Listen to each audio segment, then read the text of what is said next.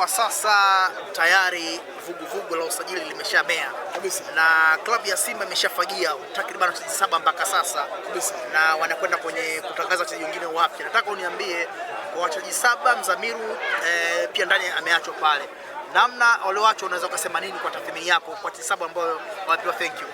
Ni jambo jema ambalo uongozi wa klabu ya Simba umekuja nalo katika mkakati wa kwenda kutengeneza Simba imara na bora zaidi, na hasa focus yetu ya msimu ujao ni kuchukua ubingwa wa CAF Champions League.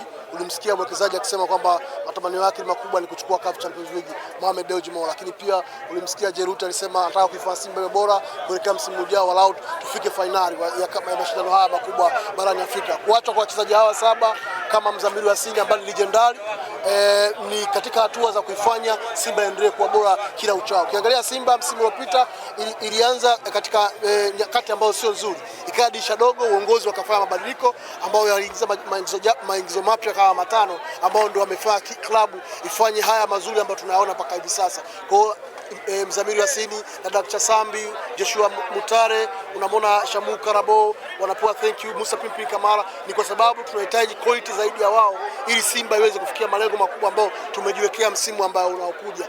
Kwa hiyo kimsingi kwa Mzamiru Yasini kama viongozi wa Simba na waomba waweze kumpa heshima ya kumwaga rasmi kwenye tamasha kubwa ambalo litaheshimisha legendari wake ambao zaidi ya miaka 10 ametumikia na klabu ya Simba kuliko kumwaga hivi kwenye Instagram. Kwa hiyo ni katika hatua za kuboresha timu. Ndio maana unaona mtu kama Kelicho, mtu kama Kevin Nation, Chobwedo, mtu kama Faisal, mazungumzo yanaendelea, na unaona Simba ilikuwa mpeka pia ofa kwa Fiston Mayele ambaye ameelekea Al Tripoli. Ni katika hatua za kufanya Simba endelee kuwa bora kila uchao. Unaona pia ameachwa Jonathan Soa, mmoja wa washambuliaji bora, anabakia Selemani Mwalimu na Inos Jospin, huku wakiendelea kuscout kwenye maeneo mengi kama kule Asec Mimosa pamoja na Mali, kwa sababu wanapata mshambuliaji mwingine hatari ambaye atakuja kuongeza ubora kwenye eneo la attacking.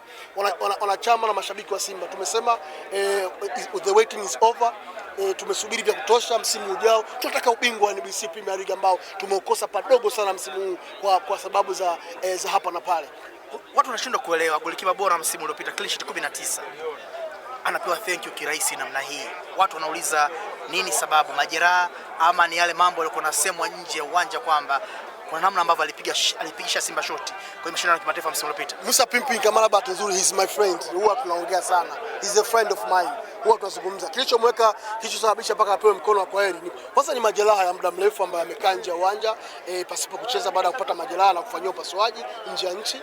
Lakini pili, kocha ameona mchezaji huyu ambaye amekaa muda mrefu yeye akirudi kwenye kikosi ana assurance ya kunipa kile ambacho alikuwa nacho. Jibu ni ndio au hapana, kwa sababu hatuna uhakika huo. Kwa hiyo akasema wasibeti, kwa sababu anakwenda yule ni international player. Unapomsajili maana yake unazuia sajili nyingine ya kimataifa isiingie badala yake. Kwa hiyo sio mchezaji wa ndani. Labda kama ingekuwa ni mchezaji wa ndani ambaye haitegemei aachwe mchezaji wa nje ili asajiliwe, ingekuwa rahisi. Ndio maana unaona wameopt kuja na mbadala wa kumwacha waje na mtu mwingine ambaye ni Mamadou Kasari Jibla. Kwa hiyo kimsingi maamuzi ambayo wafanya viongozi, maamuzi sahihi, na mimi kama mwanachama na shabiki kinachotaka klabu ya Simba nimeunga mkono, ni katika kuifanya Simba kuwa bora zaidi. Aliachwa Aishi Manula kama unakumbuka, kule top level ya ugolikipa Tanzania. Mlikuwa mshamkangua ukoko benchi, mmeweka muda mrefu benchi. Aliacha Manula, Sembuse, Musa Pimpin Kamara. Kwa hiyo wanachama wa klabu ya Simba waunge mkono jitihada za viongozi na ushauri ambao na maamuzi ambao wameyafanya kuelekea msimu ujao, tuwe na timu bora. Mimi nawaambia Simba hii ambayo yupo Jeruti, yupo Mohamed Mo, yupo Mangungu, mmoja wa viongozi bora sana ambao tunao, inakwenda kufanya wonders kwenye dirisha la usajili, na msimu ujao tutakuwa timu bora ambayo itachukua ubingwa na kufanya vizuri kwenye mashindano ya kimataifa ya CAF Champions League. Ndio ambalo focus yetu iko huko. Mmemkosa Mayele na sasa hivi mnamsajili sana Faisal TikTok na Instagram. Lakini haionekani hiyo mission kwamba inaweza ikawa rahisi kwa kiwango hicho, kama kwa Mayele mmeshindwa na Faisal kidisha mnamtaja mkitumia kwamba Jeruti inabidi asajili mchezaji wa ndani ambaye mnampenda, lakini Azam hawako tayari kumwacha Faisal kirahisi. Jeruti aliweka bilioni 5 kuinasa saini ya Fiston Kalama. Mimi nikiwa shuhudia ametumiwa request Mayele, naoneshwa na bosi, si unamtaka Mayele, bosi anaambia Jeruti huyu hapa nimtumia request ya bilioni 5 kwenye management yake. Nani Mayele akakubali, akasema subiri World Cup uishe tufanye mazungumzo. Unaona vizuri, nione kama ofa hii inanitosha. Mshahara kawekewa milioni 150. Unaona vizuri. Sasa baada ya kufunga, sikiliza basi, mimi ndo nakwambia Dr. Mo, baada ya kufunga lile goli Fiston Kalama Mayele World Cup goli la pili, thamani yake kule transfer fee ikapanda maradufu.